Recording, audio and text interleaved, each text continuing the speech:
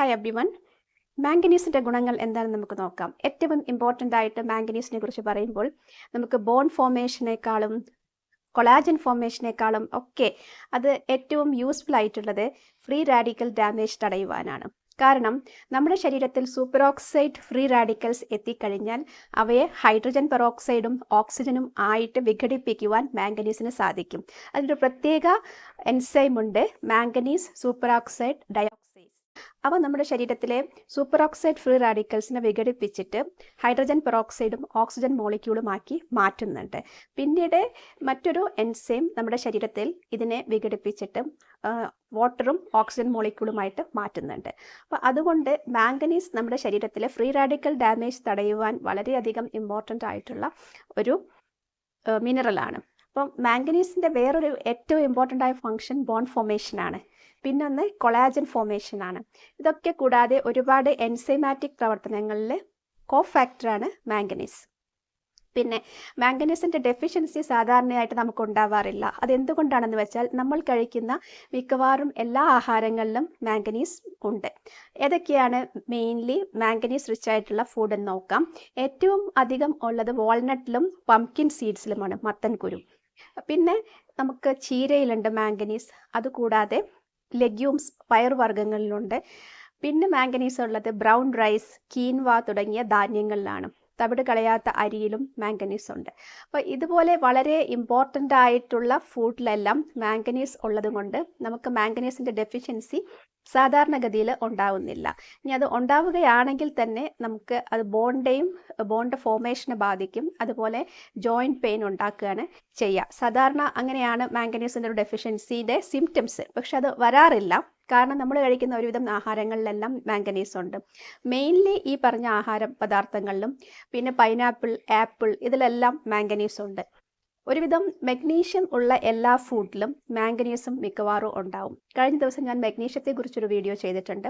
അപ്പോൾ magnesium rich food ഏതൊക്കെയാണോ അതിലൊക്കെ മാംഗനീസും തീർച്ചയായിട്ടും ഉണ്ടാകും. അപ്പോൾ ഈ പറഞ്ഞ കാറ്റഗറിയുള്ള ഫുഡെല്ലാം അതിലും വരുന്നതാണ്. ബ്രൗൺ റൈസും ലെഗ്യൂംസും പിന്നെ സീ ഫുഡ് ഒരു പ്രത്യേക വിഭാഗമാണ്, മാംഗനീസ് ധാരാളമായിട്ട് കാണപ്പെടുന്ന വിഭാഗമാണ്.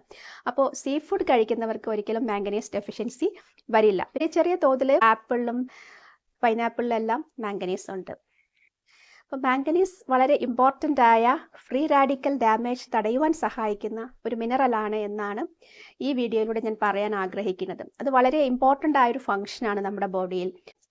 ഈ ഒരു എൻസൈമാണ് മെയിൻലി നമുക്ക് ശരീരത്തിലെത്തുന്ന സൂപ്പർ ഓക്സൈഡ് ഫ്രീ റാഡിക്കൽസിനെ ഇല്ലാതാക്കി നമ്മുടെ ബോഡിയെ പ്രൊട്ടക്റ്റ് ചെയ്യുന്നത്. ഈ ഒരു മെക്കാനിസം വളരെ ഇമ്പോർട്ടൻ്റ് ആണ്. എന്തുകൊണ്ടെന്ന് വെച്ചാൽ ഇത് നടന്നിട്ടില്ലെങ്കിൽ ഈ സൂപ്പർ ഓക്സൈഡ് ഫ്രീ റാഡിക്കൽസും അതുപോലെ അതിൻ്റെ ഒരു ബൈ പ്രോഡക്റ്റായ H2O2 ഹൈഡ്രജൻ പെറോക്സൈഡും നമ്മുടെ ശരീരത്തിൽ ക്യാൻസർ ഉൾപ്പെടെയുള്ള മറ്റു പല രോഗങ്ങൾക്കും കാരണമാകും. അപ്പോൾ ഈ ഒരു എൻസൈം അതിൽ നിന്നും നമ്മളെ പ്രൊട്ടക്റ്റ് ചെയ്യുന്നുണ്ട്. അതിന് മാംഗനീസ് നമ്മുടെ ശരീരത്തിൽ എത്തിച്ചേരേണ്ടത് വളരെ ഇമ്പോർട്ടൻ്റ് ആണ്. അപ്പോൾ ഇത്തരം ഭക്ഷണങ്ങൾ കഴിക്കുകയാണെങ്കിൽ തീർച്ചയായിട്ടും മാംഗനീസ് നമ്മുടെ ശരീരത്തിൽ എത്തുകയും നമ്മുടെ ശരീരത്തെ മറ്റു രോഗങ്ങളിൽ നിന്നും, എല്ലാ ലൈഫ് സ്റ്റൈൽ ഡിസീസസ്, ക്രോണിക് ഡിസീസസിനും പ്രൊട്ടക്റ്റ് ചെയ്യുകയും ചെയ്യും. നമ്മുടെ ശരീരത്തിൽ ഒരു ദിവസം വേണ്ട മാംഗനീസിൻ്റെ അളവ് ഏകദേശം 1.8 ആണ് സ്ത്രീകളിലും 2.3 ആണ് പുരുഷന്മാരിലും മില്ലിഗ്രാം. പക്ഷേ മാംഗനീസ് അധികമായി കഴിഞ്ഞാൽ എന്ത് സംഭവിക്കും? ഏകദേശം ഒരു 11 മില്ലിഗ്രാം ഒക്കെ മാംഗനീസ് ആവുകയാണെങ്കിൽ അത് മാംഗനീസം എന്ന ഒരു അവസ്ഥയിലേക്ക് എത്തിച്ചേരും. സാധാരണഗതിയിൽ ഒരു സാധാരണ ജീവിതം നയിക്കുന്ന ആൾക്കാർക്കൊന്നും മാംഗനീസം വരില്ല. കാരണം നമ്മുടെ ശരീരത്തിൽ നമുക്ക് ആവശ്യത്തിന് മാത്രമേ മാംഗനീസ് എത്തുകയുള്ളൂ. അവ തന്നെ നമ്മുടെ ശരീരത്തിൽ ഫ്രീ റാഡിക്കൽസിനെ ഇല്ലാതാക്കുന്ന എൻസൈമായിട്ട് മാറുന്നുണ്ട്. അപ്പോൾ ആ ഒരു പ്രോസസ്സ് നടക്കുന്നതുകൊണ്ട് നമ്മുടെ ശരീരത്തിൽ നിശ്ചിത അളവിൽ എത്തിച്ചേരുന്ന മാംഗനീസ് ഒരിക്കലും മാംഗനീസം എന്നൊരു അവസ്ഥ ഉണ്ടാക്കുന്നില്ല. പക്ഷേ ഇത് സാധാരണയായിട്ട് കാണുന്നത് മൈനിങ് ഇൻഡസ്ട്രിയിൽ വർക്ക് ചെയ്യുന്ന ആൾക്കാരിലാണ് മാംഗനീസം ഉണ്ടാകുന്നത്. അതൊരു 11 മില്ലിഗ്രാം ആയി കഴിഞ്ഞിരിക്കുകയാണെങ്കിൽ അത് അസുഖങ്ങളുടെ ലക്ഷണങ്ങൾ കാണിച്ചു. ചെറിയ തോതിൽ ഷിവറിങ്, ട്രമർ എല്ലാം വരാം. അപ്പോൾ ഇങ്ങനെ ഒരു അസുഖം ഉണ്ടെന്ന് മനസ്സിലാക്കാൻ വേണ്ടി മാത്രം പറഞ്ഞതാണ്. മാംഗനീസം നമ്മുടെ നാട്ടിൽ അങ്ങനെ സ്ഥിരമായി കാണുന്ന ഒരു അസുഖമേ അല്ല. പക്ഷേ മാംഗനീസ് നമ്മളുടെ ഭക്ഷണത്തിൽ വളരെ ഇമ്പോർട്ടൻ്റ് ആയൊരു ഘടകമാണ്. അത് നമ്മൾക്ക് ഒരുപാട് പ്രൊട്ടക്ഷൻ തരുന്നുണ്ട്. ഫ്രീ റാഡിക്കൽ ഡാമേജ് തടഞ്ഞിട്ട് തന്നെയാണ് ഇത് പ്രൊട്ടക്ട് ചെയ്യുന്നത്. പിന്നെ കൊളാജൻ ബൂസ്റ്റ് ചെയ്യുന്നുണ്ട് മാംഗനീസ്. ഇപ്പോൾ ഫ്രീ റാഡിക്കൽ ഡാമേജ് നമുക്ക് തടയുക എന്ന് പറഞ്ഞാൽ നമ്മളുടെ ആരോഗ്യം സംരക്ഷിക്കുവാനും അതുപോലെ നമ്മളുടെ അഴക് സംരക്ഷിക്കുവാനും ഫ്രീ റാഡിക്കൽ ഡാമേജ് തടയേണ്ടത് വളരെ ആവശ്യമാണ്. അല്ലെങ്കിൽ ഫ്രീ റാഡിക്കൽസ് കാരണം പ്രിമച്വർ ഏജിങ് വരാം. അപ്പോൾ അതിൽ നിന്നും മാംഗനീസ് നമ്മളെ പ്രൊട്ടക്ട് ചെയ്യുന്നുണ്ട്. അപ്പോൾ മാംഗനീസിൻ്റെ പ്രധാനപ്പെട്ട ഉപയോഗങ്ങൾ ഇവയൊക്കെയാണ്. നമ്മളെ ശരീരത്തിൽ അത് എങ്ങനെയാണ് യൂട്ടിലൈസ് ചെയ്യപ്പെടുന്നതെന്നാണ് ഞാനിതിൽ പറയാൻ ആഗ്രഹിച്ചത്. അതിൽ ഏറ്റവും ഇമ്പോർട്ടൻ്റ് ഈ ഫ്രീ റാഡിക്കൽ ഡാമേജ് തടയുക എന്നുള്ളത് തന്നെയാണ്. ബോൺ ഫോർമേഷന് വളരെ ഇമ്പോർട്ടൻ്റ് ആണ് മാംഗനീസ്.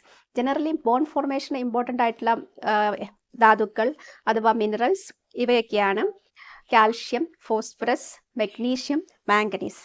അതുകൂടാതെ വൈറ്റമിൻ ഡിയും വളരെ ഇമ്പോർട്ടൻ്റ് ആയിട്ട് ആവശ്യമുണ്ട് ബോൺ ഫോർമേഷന്.